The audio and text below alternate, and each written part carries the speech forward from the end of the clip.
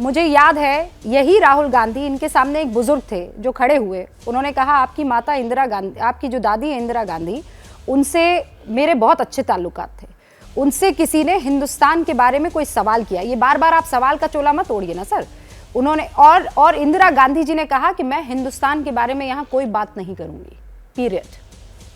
अपनी दादी से सीख लेते, किसी और से नहीं सीखना था। तो सुधांशु जी अब अपनी बातों का आपकी बातों का जवाब देंगे। सुधांशु जी।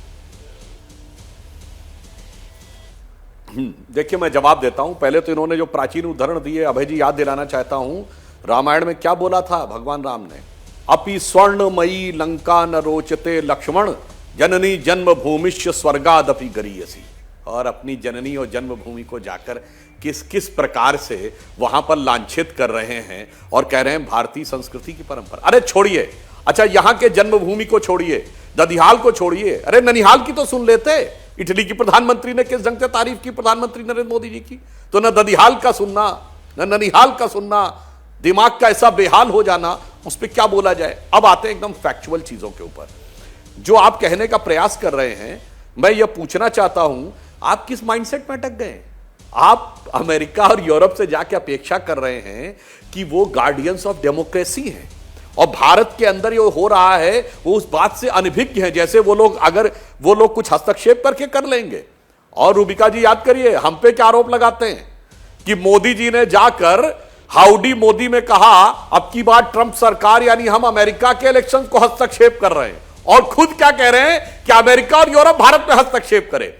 सोचिए कितनी पराजित मानसिकता के साथ हैं और बदले वक्त को पहचान नहीं पा रहे जनाब। वो जमाने गए जब आपके जमाने में केजीबी और सीआईए का इन्फ्लुएंस चलता था और वो भारत में हस्तक्षेप करते थे, जिसके बड़े रिटन डॉक्यूमेंट्स भी अब अवेलेबल हो गए हैं 50-60 साल पुराने। आप लगता है राहुल गांधी जी उसी जमाने में अटक गए।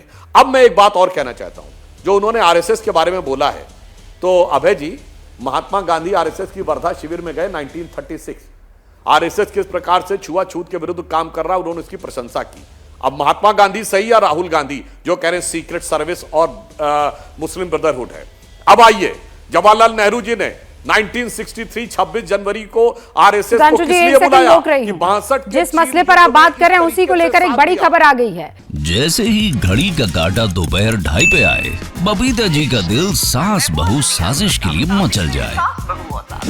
और ये है इनकी बहू, पूरे दिन ऑफिस की टेंशन हो जाए गॉन जब ये करें अपना फेवरेट शो फ्री टाइम पे ऑन। इनकी तरह आप भी देखिए अपना फेवरेट शो अपने टाइम पर और डाउनलोड कीजिए एबीपी लाइव ऐप अपने स्मार्ट टीवी पर।